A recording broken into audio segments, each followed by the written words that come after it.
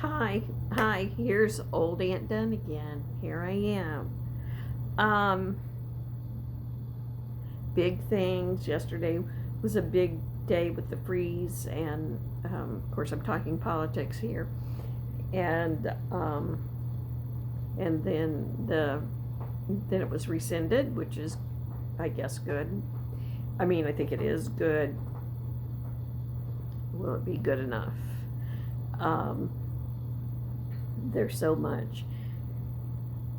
But today, what really struck me was Trump's speech preceding his signing of the Lakeland Riley Act. Um, of course, as always, he was just appalling. Uh, it's such a terrible thing to use the memory of that young woman and to use her family to stir hatred. You know, it's a terrible, terrible way that young woman died, and what a horrible thing for her family. But and nothing will take that away, but to blame it on immigrants, on illegal immigrants, um, that's a crime in and of itself, and it's a lie. An illegal immigrant, I'm sorry whether I'm saying the right thing, an undocumented immigrant did indeed, he killed her. But the truth is that our immigrants, undocumented, whatever, commit a lower level of crime. And it just isn't true that we're experiencing a tsunami of crime, you know, against innocent people, innocent white people. You can Google that. Just ask. You can just simply Google Trump and the reality, or the percentage of crime committed by immigrants, undocumented, whatever. The first thing that came up for me was there were articles, some about a year ago, and one from the Brennan Center. He's been saying this for a long time. It's how he started. And when I'm saying he, look, I don't even introduce Trump, Donald Trump. He began his first campaign when he first appeared on the political scene with those allegations of criminality and lesserness.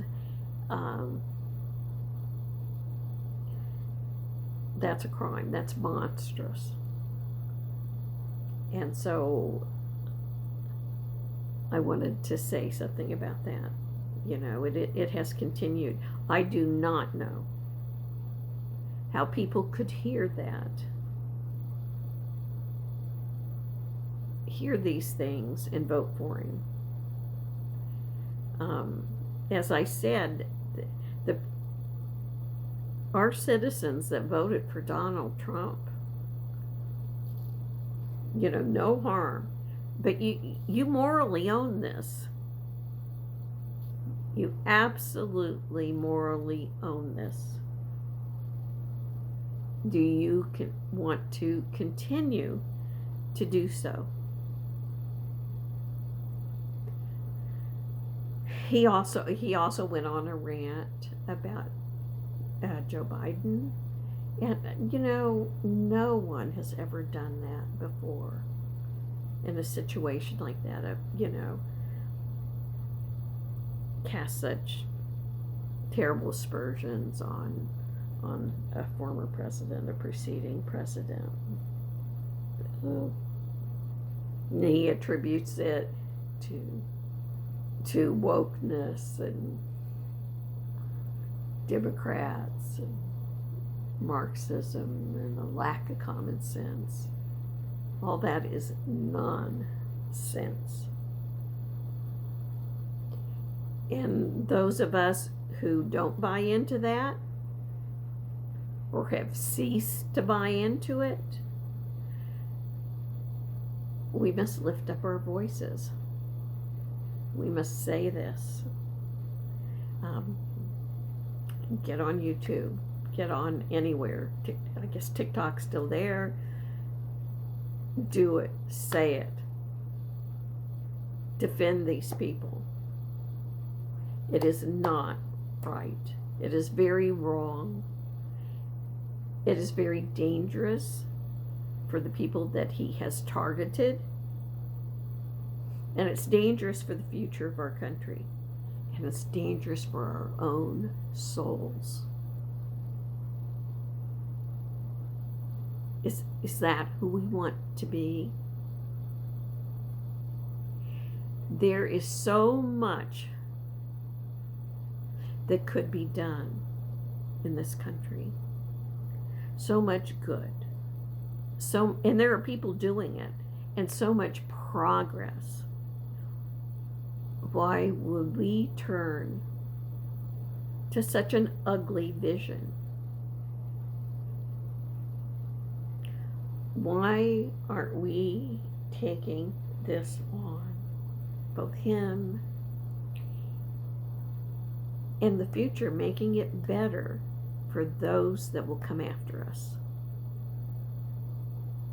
It can be done. There's enough. There is enough. For those of you who are Christian, or you know the story of Jesus and the fishes, and Paul Ryan tried to say the idea of the story was that Jesus wanted to teach people to fish. No, it's obviously there was enough. There was enough. And we can make enough. We can make this a better world. And why anyone would not find joy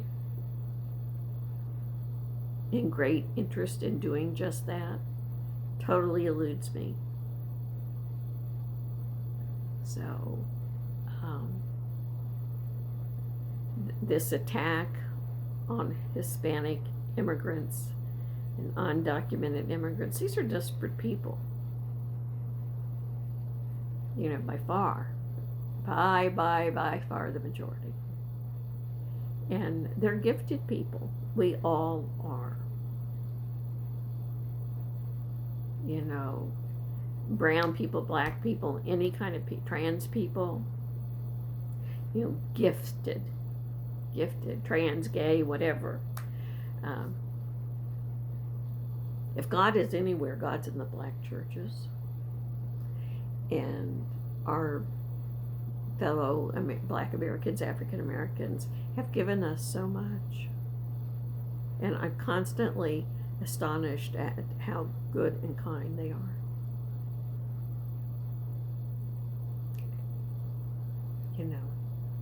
It's true. And the same thing is true with gay people and trans people.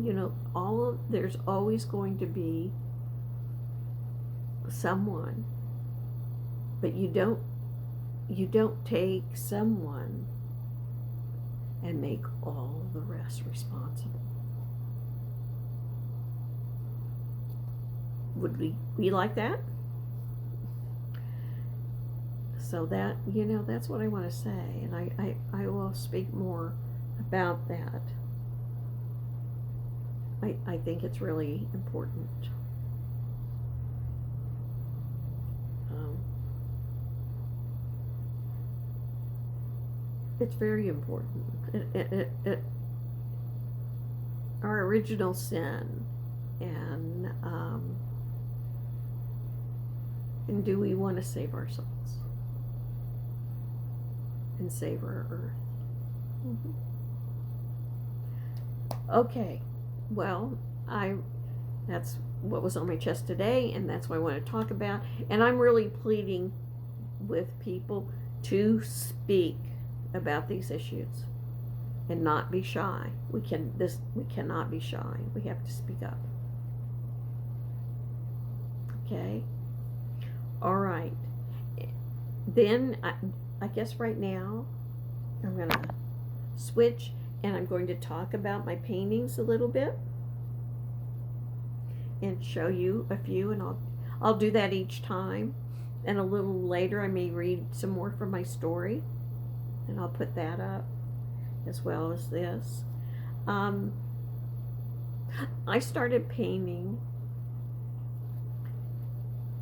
I guess it was 1984. And I had always had an interest and wanted to do it and didn't think I could draw or paint. And I just started working on it. And then I took a course at a nearby university.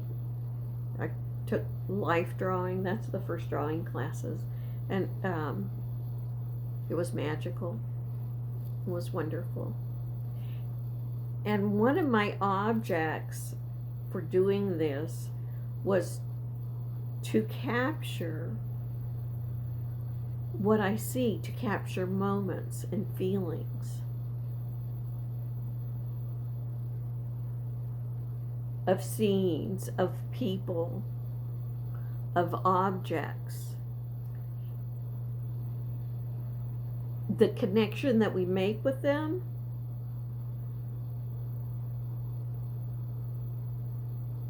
and the feelings that emanate from those people, objects, scenes. I wanted to flash freeze it. I thought that was magical. And so I began to draw and took classes. And I've been painting ever since. I was 35, now I'm 75.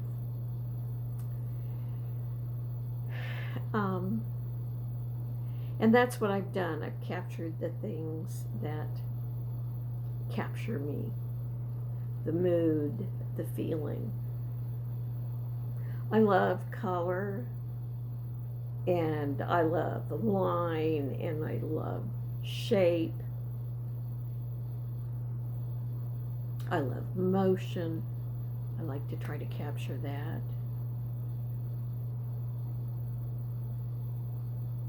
And I've done a lot of my niece, my grandniece, and then the great grand ones.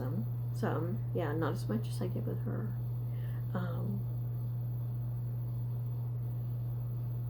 And I lived in Washington. Well, I lived in Arlington, just outside of Washington, D.C. That was a place I loved, and we often went to the Chesapeake area and to the beach, and I loved that. And